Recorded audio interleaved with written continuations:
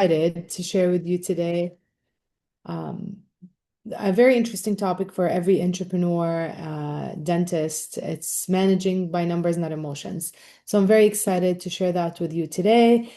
This will be an informal conversation. So please, if you have questions, interrupt, unmute yourself, ask questions. Happy to answer them for you.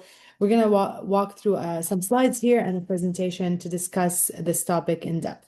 I'm going to share my screen and we're going to start. Just out of curiosity, how many dentists do we have on the call today? I Perfect. All right. If we have dentists today, and this is, and you own your own practice, this will be relevant to you. And if you don't, in the future, you will, and this will be relevant then. So let's discuss this as we're going. So managing your dental practice by numbers, not emotions. At Dentala Consulting, we offer a variety of services. We're proud members of the Dental Advisory Board, which gives us the privilege of working alongside amazing professionals that serve as the dental industry, and we help dentists do better, teams do better, and entrepreneurs succeed in their ventures. We do startup consulting, meaning if you want to start a brand new practice and it's a mystery to you, we help you through that process from software, choosing your software to managing your team, etc. And we work with acquisition consulting. If you're buying an existing practice, we help you through that transition. And also, we work with the owners. We help you and coach you to be the best CEO of your practice that's possible. We work with dentists, with their dental teams. We do consulting, team training, and we help with recruitment within North America. And I'm today because this topic is very important and somewhat neglected. And dentists spend a lot of time learning how to drill and fill, how to do a root canal, how to work with dentistry, but very little time in dental school is spent on managing and understanding the dental practice as a business. So I find a lot of dentists struggle with that, and it's a legitimate struggle and it's totally understood. So a lot of dentists call me and say, we feel exhausted. There's staffing issues all over and there's low net cash flow. I don't have money. I am paper rich, but I'm cash poor. What's going on? So there's an increased cost of operation. I can't keep up. All those are legitimate concerns and they are pain points. But I encourage you today, when you feel that this is you, don't just ignore it. This is a way that your circumstances are pointing you to a direction. There is a challenge and there is a solution. So let's look deeper than how we're feeling. We want to find life-work balance because at the end of the day, it's amazing to own a dental practice, but when you feel like it's owning you, it becomes very difficult to run. There become some challenges, not only in the business life, but also in the personal life. And that's not what we want to see our business owners, our dentists struggle with. I always encourage my clients to know their end game. What's your strategy? Create a strategy that serves you, serves your goals. So I've had this call from a dentist that says to me, I love dentistry. I love making money. My practice is successful, but I haven't tucked in my children to bed or read a bedtime story for a long time. I haven't attended any of the soccer games. I haven't attended any of the recitals for the ballet for my daughter. I don't like that. I want to still make money, but I don't want to miss all of this. Those milestones, those moments are important to me. Based on his wish list, we established a game plan. We put a strategy in place that will entrepreneur um, entrepreneurship venture, yet still manage to live life the way he wants to live it. The reality is, a lot of us are just doing what we're doing day in, day out, and we don't stop and pause and work on our business as much as we work in our business, which creates a really big struggle. And we don't know why we're doing what we're doing anymore. So, if we stop for a minute and start asking ourselves, Simon Sinek Golden Circle is a beautiful way to think about our business. A lot of the times, we know what we're doing, but we're not sure why we're doing what we're doing right now and the process that is leading the way. This middle layer of the circle is your cue to a successful business. How we're doing what we're doing and why we're doing it is massive. It's amazing to know why we do what we do. Am I running my dental practice because I love dentistry and that's it? Do I want it to be profitable? What's profitable for me? What is the number that is going to make me happy? How much am I netting at the end of the month? Because at the end of the day, nobody works as a hobby. I'm sure all of us, including myself, we work because we would like to make some profit. So ask yourself today why you're doing what you're doing. How are you doing it? Are you successful? And what is it that you need to change in the process to get where you need to be? When your schedule looks like Swiss cheese and full of holes everywhere and it's empty like this one, how does this affect your bottom line? What does it cost you when you have a gap in your schedule like this or like this? Do we manage by numbers or we're just assuming and our feelings are guiding every step of the way? So, yes, that's true. That's what we're living today. A lot of gaps in our schedule, but we're not sure how to handle it, and we don't have processes to lead the team to get them to do better. But the challenge that I'm seeing in dental practices all over is no one is measuring the success of their business. Every industry has standards and metrics to measure success. What are your KPIs that you are measuring to see if your business has been successful or not? Most people don't even know where they stand in the sliding scale from their practice, from the best practice around to the worst one. Where are you? I am sure that you have some reports that will give you some stats to tell you how many active patients per practice, right now, per dentist. What's the average production that your practices around you are producing per patient? Where are you when it comes to your colleagues? There is competition, but also success is measured. You cannot change what you don't measure. It's vital and important that we know that. That's why in every dental practice we work with in Dentala Consulting, we make sure that we have metrics that are measurable and they are the key indicators for the success of that business. Here's a sample of some performance parameters that we want our dental practices to work with. Associate fees, if you are run by associates and you're not physically working full-time there, this is variable based on the culture of your practice and if you're an investor dentist or you're a dentist that is working full-time there. So I wouldn't cling to that number very much today.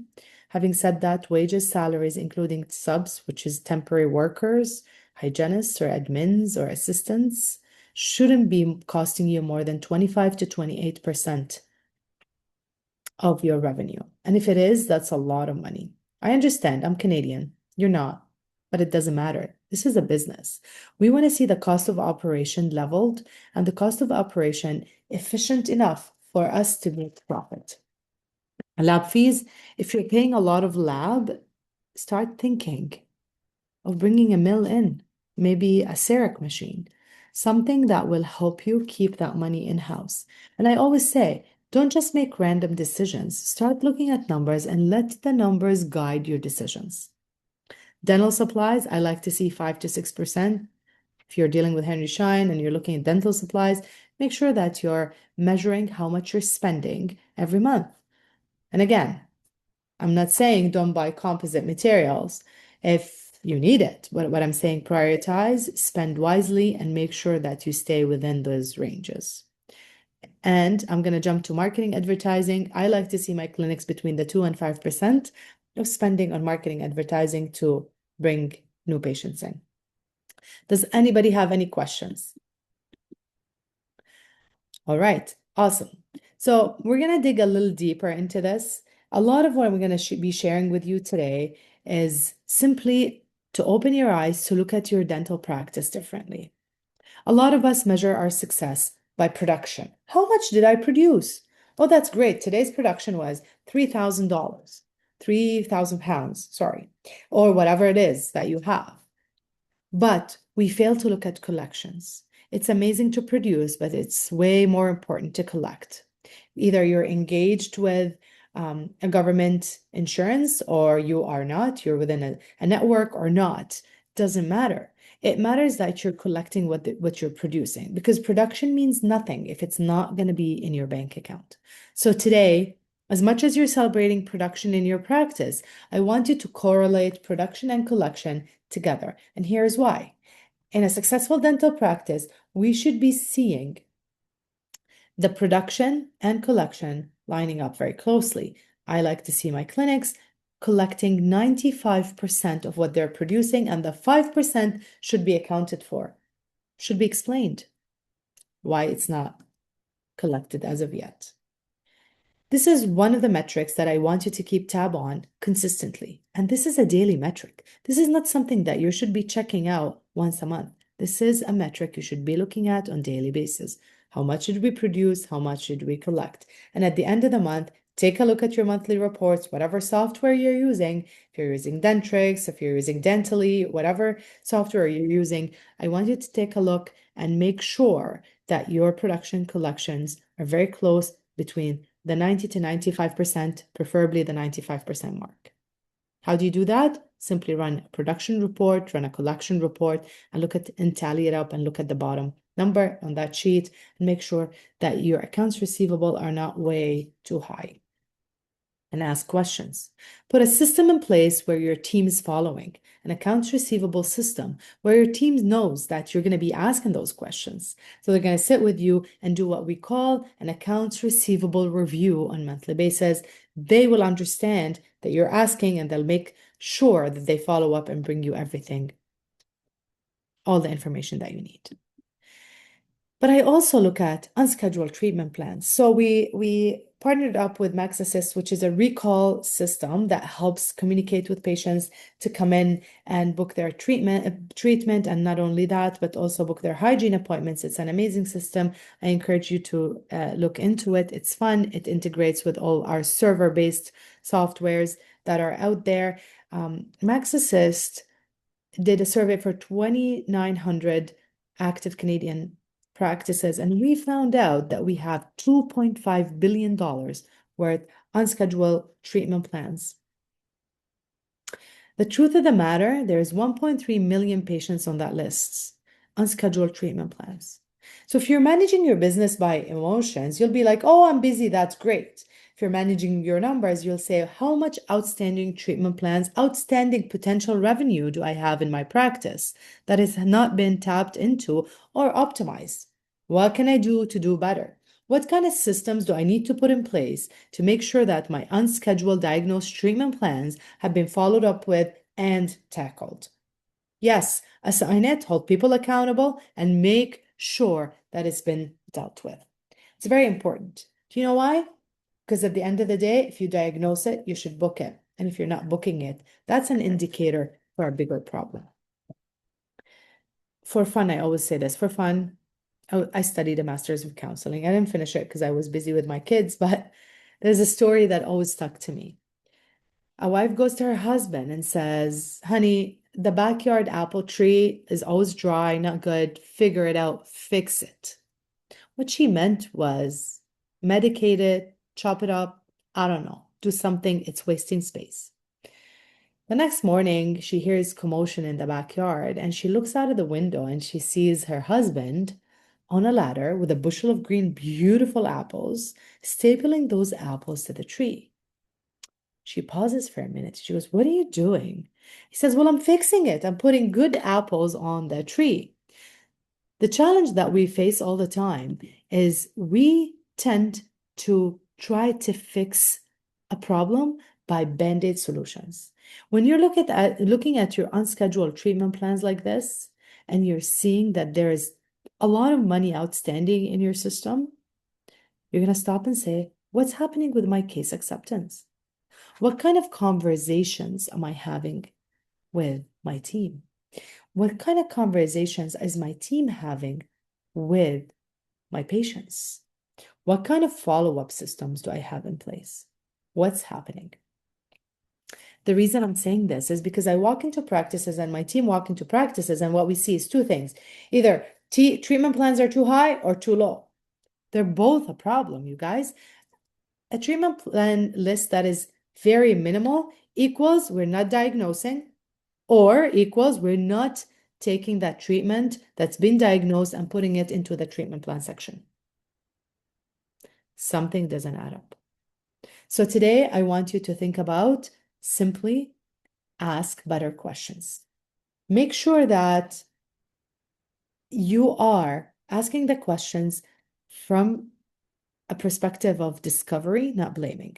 I always say leaders don't point their finger and start blaming. They always ask questions to know more and to know better. So today, that's an invitation for you to lead your business with intention. Because at the end of the day, growth is intentional, it's not sporadic. And guess what? It's not hope. Hope is not a strategy. Understanding where you stand today, where you're heading, and where you want to be is the way to work through your business. The next piece of information that you need to be fully aware of is hygiene. Hygiene is the blood flow of your dental practice. If you're not looking at your hygiene from a very critical eye and understanding what's happening with every patient that's coming in and leaving without booking their next appointment, then you're missing out. In dentistry, we like hygiene to be 30% of the production. In North America, we like hygiene to be about 30% of the production of the practice. Residual income, that's amazing. Patients are coming, seeing our hygienist, and taking care of business. Why is this important? This is very important because at the end of the day, we want oral health. We want maintenance for the patients. We want to take care of their oral health, but also we want to see that loyalty and consistency in the relationship with the patients. We don't want to just see patients for extractions. We want to take care of our patients. But I find that in every dental practice, the recall system is dependent on two things: conversation with the clinical team, and also follow up with the administrative team. So question to everybody who's on this call today: what does your recall system look like today? What kind of verbiage are you using? Is canceling an appointment very easy for you and your team? When someone says, yeah, I don't want to book my cleaning, is our answer, yeah, sure, call us when you're ready? Are you convincing? Are you making sure that your patients respect your schedule and respect your time? Managing and understanding that we are missing right now in those 2,900 practices about $450 million of hygiene revenue is scary and sad. Ensuring that you're up to date and your patients are taken care of is huge. Because guess what? When your patients don't come to your practice for a hygiene appointment, how are you going to diagnose treatment? It is the blood flow of your practice. It matters to have your hygiene scheduled fully booked. So when we're looking at statistics and numbers that we need to keep tab on, unscheduled patients shouldn't be more than 10% of the database of active patients that you have. Due and late patients shouldn't be more than 15%. And if you're engaged with Dentala Consulting, we like to see the pre-appointment rate at 90%. Yes, we're pushing it. I get it. 9 out of 10 patients should be booking their next appointment. And if they're not, we have to ask questions. Is it scripting? Is it training? Is it the conversation? Is it our hours that are not convenient? Dig deeper. Don't just fix the fruit, fix the root cause of the problem. Downtime, 6% or less. My schedule shouldn't have more than 6% gaps in it. I shouldn't have open units more than 6%. We should be confirming almost everybody on our schedule, and we should have a short notice list.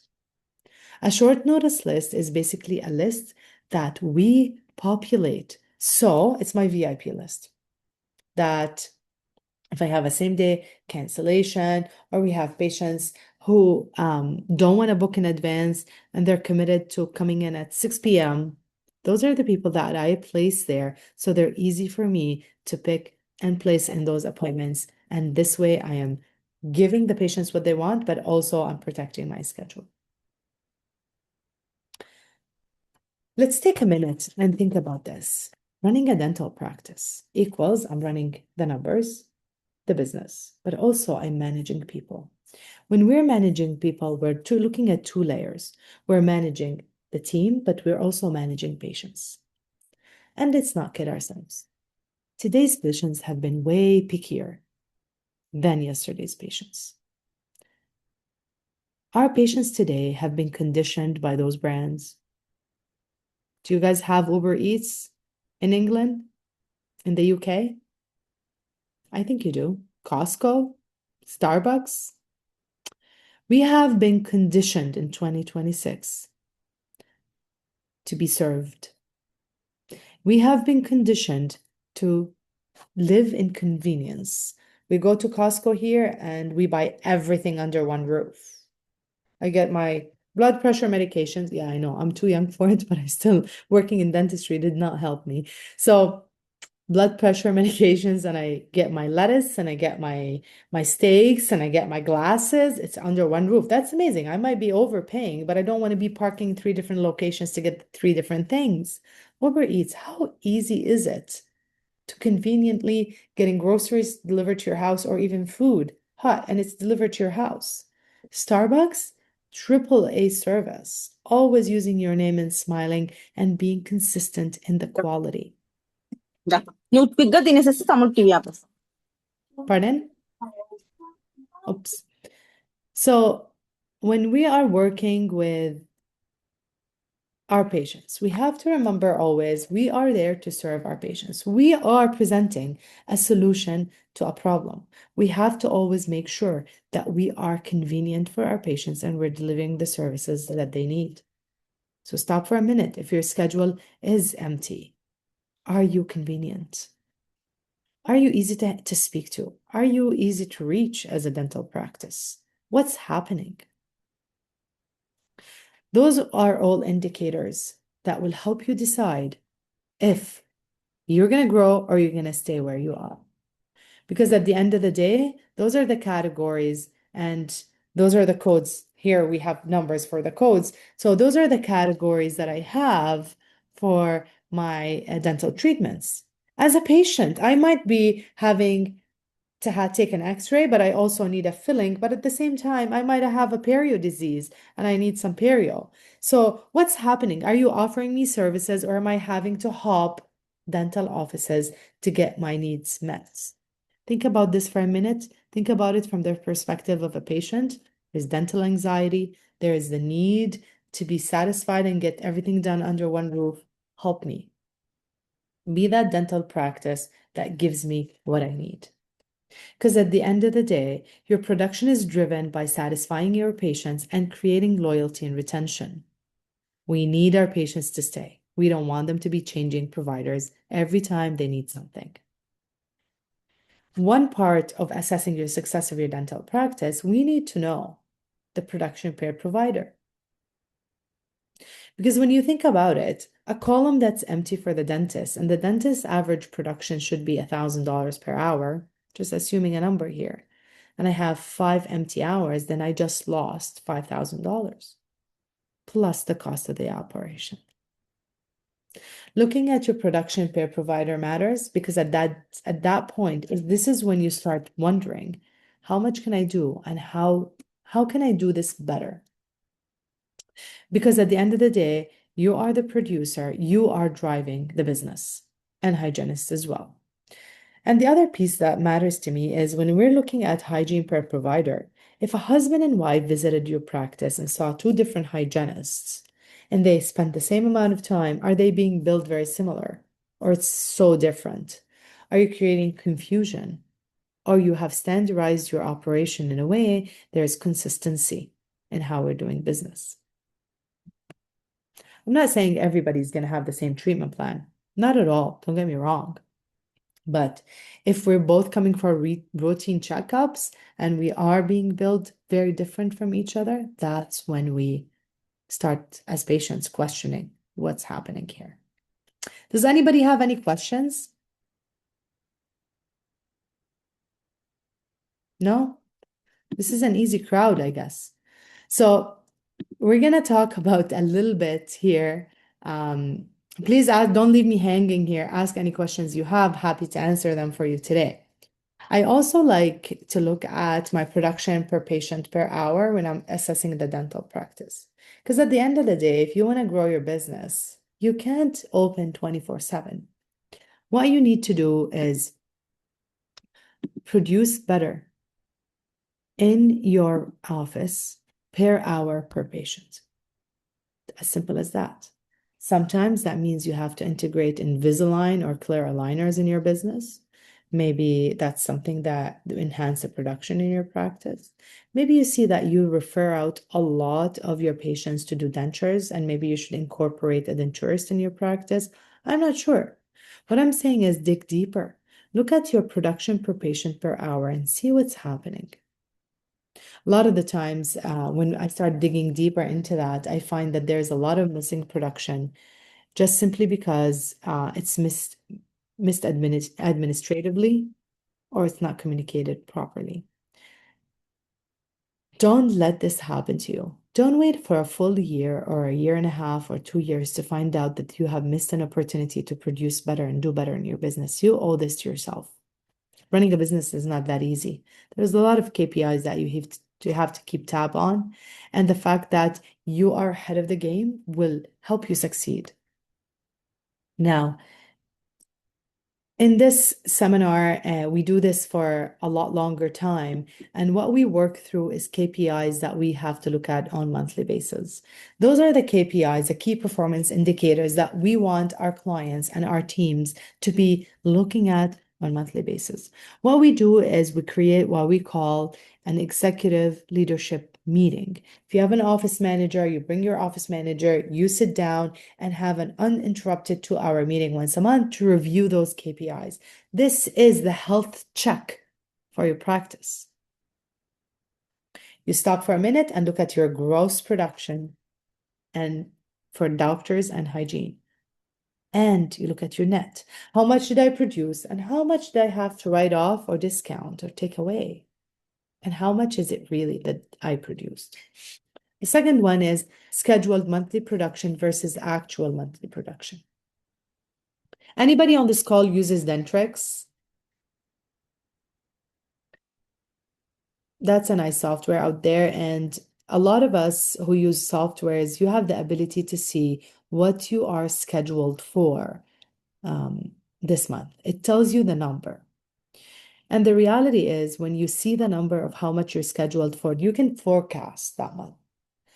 But you also can see how much at the end of the month, when you produce, if there's a variance and there's a difference between the scheduled versus the actual, and it's more, then you want to see what happened and you want to repeat it. Did I accept emergencies? What days were those emergencies? What did we do? Who was the person who picked up the phone and saw those emergencies here in the office? Think about it. The truth of the matter, analyzing your production at the end of the month will give you a full overview of the thorns and roses in your practice for that month. It'll give you a better idea how you run your business that month. We talked about production per visit for each provider, because sometimes you're clinging to the wrong providers and you have this AAA players in your practice and you have the mediocre ones. How do you level up the game? How do you get to do better? You start digging deeper and figuring out what's going on with each provider and why are we doing better with certain providers in terms of production. Case acceptance rates, it's vital to the success of your practice. You can diagnose so much, but if the patients don't say yes, it means nothing. Make sure that you are measuring that. Case acceptance is very key to measure, and it's very important. Treatment and hygiene reappointment rates are very important as well. Think about it.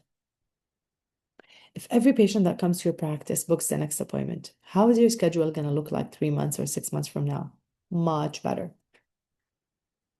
I find in a lot of practices, the hygienists are booking the next appointment or the team is booking hygiene faster and more consistently than treatment. What does that mean? Dentists, you see the patient, you do your filling, you do the root canals, you do whatever it is that you need to do. And I don't see much after that. There's no conversation that happens in the chair about hygiene. A lot of the times we just don't even talk about the next treatment. We need to up our game because when the patient comes to see you, it's an inclusive oral health assessment.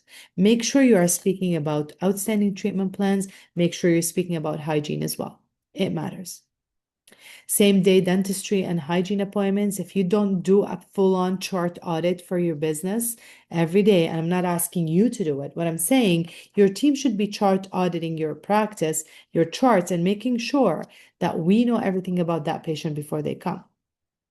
Because what if I came to you and I have a hygiene appointment and I still have a filling to get done? Wouldn't it be cool if you say to me, Tala, you're coming in anyways, why don't you get the filling done today? Let's save you another trip. Oh my God, I love you. Why not? It matters. It's all about customer service. Number of exams, complete oral exams, recall exams, emergencies, and specific exams are very important as well. Because if you don't diagnose, you can't book. You can't diagnose if you don't see the patients. And if you don't do exams, you're practically not seeing the patients. You're just treating whatever comes your way.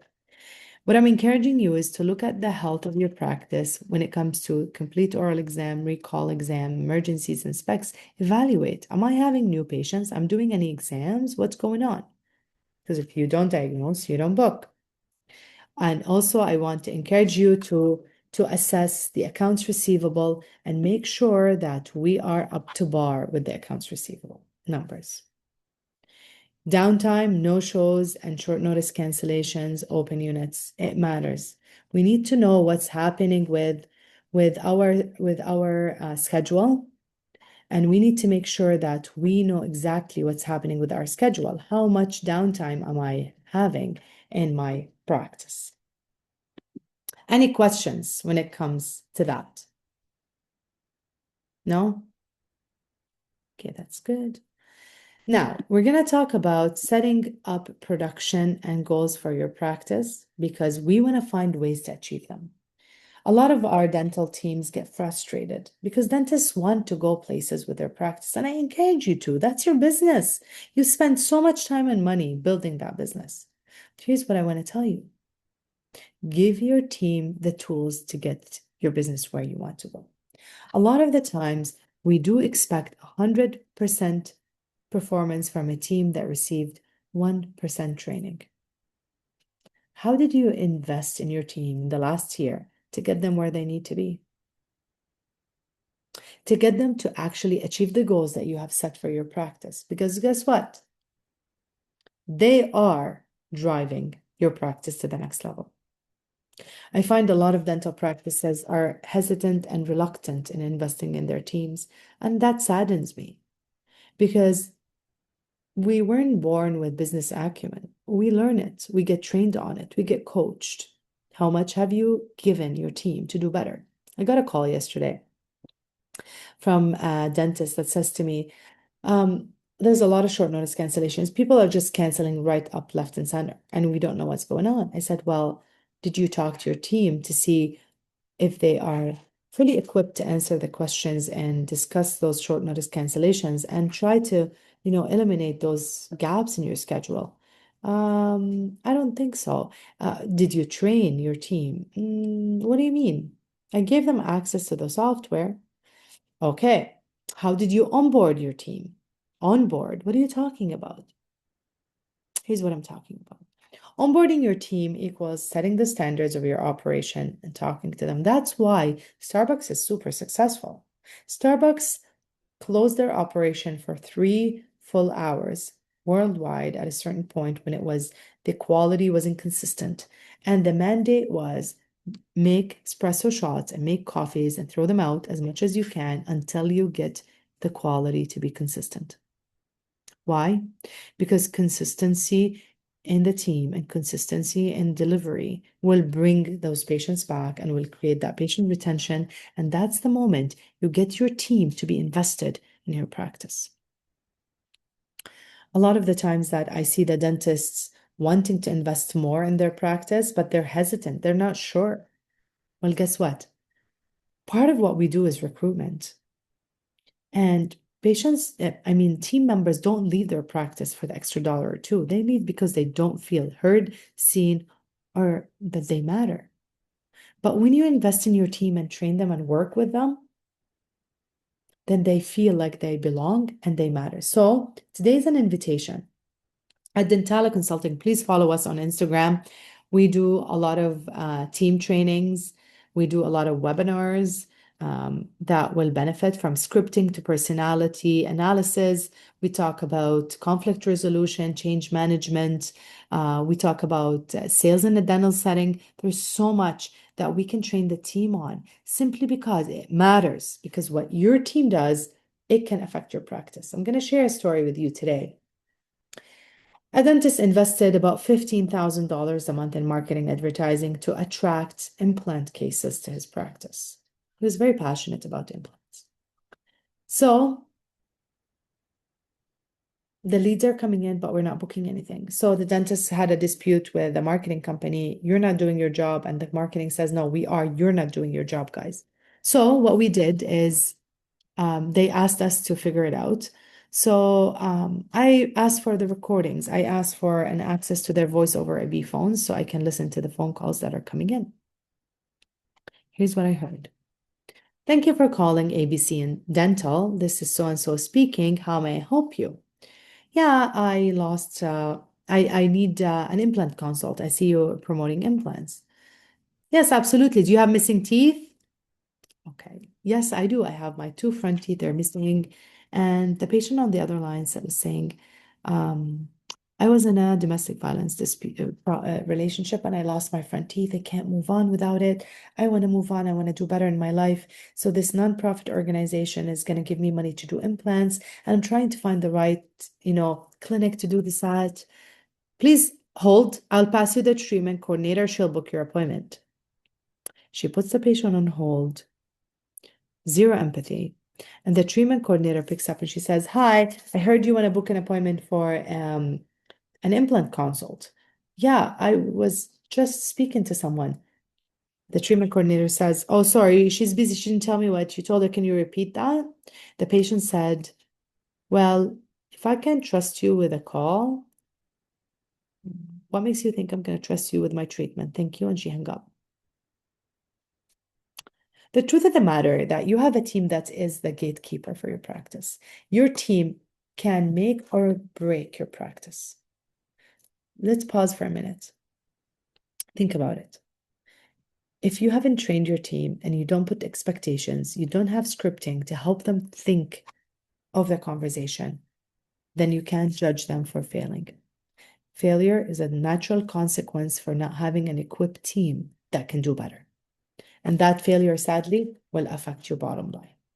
Now, one of my team, and I had that question yesterday on a boot camp that we were delivering in the evening, and a dentist said, my team is doing amazing. I just don't know how to motivate them better. Well, bonus system. Bonus system is a great way to motivate your team. Motivate them to push the status quo by implementing a bonus system. Make sure that your numbers work. Do not please put a bonus system in place before you determine the monthly cost of your operation. What's your bottom line number? The monthly staffing cost, the minimum production and collection that you need to achieve to stay afloat, and the break even after you pay yourself as an associate. I don't know about you guys on this call, but I have 3 kids, and growing up, the kids growing up, I put them in volleyball, hockey, whatever sports, and it drove me nuts when everyone got a medal. Participation medal, participation ribbon. What does that mean? That means that everyone wins? How is that possible? The truth of the matter is you cannot reward mediocrity. You cannot reward mediocre performance. I want you to stop for a minute and think. Unless my team is hitting the 100% performance, they're doing their best, I will not bonus them. I will not give them a reward. It really matters. Because at the end of the day, we want our team to succeed, but we also want our team to do their best because we're paying them, aren't we? If my team member only does 80% performance, do you think I'm going to pay them 80% of their salary? No, we pay. It's not right not to pay, but don't reward anything below 100%. That's why measuring what matters is very essential to the process, because you need to know how you're doing so you know how to push the status quo and do it better. Okay? How do I get my team excited? How do I get them involved in my business so I can physically do better? Well, start with communicating with your team. How many of us here have morning huddles? How many of us here have moments in the morning to discuss the day? How do we do it? What about our monthly team meetings? Do we do monthly team meetings? How do you do them? Do we share exciting news? Do you go to those webinars and those seminars and those, conventions, and at the end of that convention you come back and you're so excited and so ready to implement some changes and bring new products to your practice, but your team has no clue what you're talking about? Communicate with your team. Because dentistry, as much as it's a dentist job to fix the teeth, it is a team that will bring that clinic to success, to be successful clinic, rather than just a mediocre one.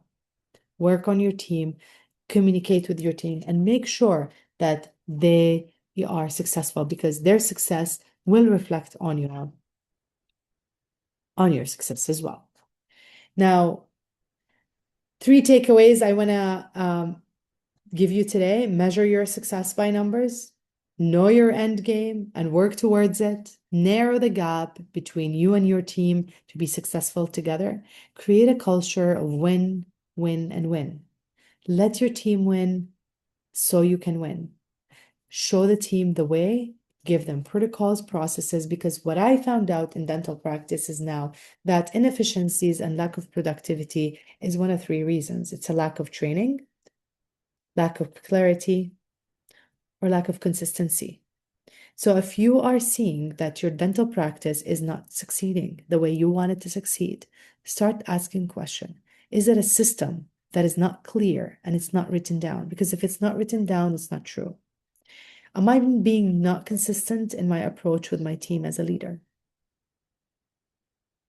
Make sure that you're clear, consistent, and make sure that everything is written down so your team can follow and deliver to what you need them to deliver for. Thank you so much for listening today. My name is Tala. Those are my contacts. Feel free to email me. I respond to WhatsApp and text messages quite often, and I'm so happy that I was able to share this with you today. Thank you for joining us, and let me know if you have any questions.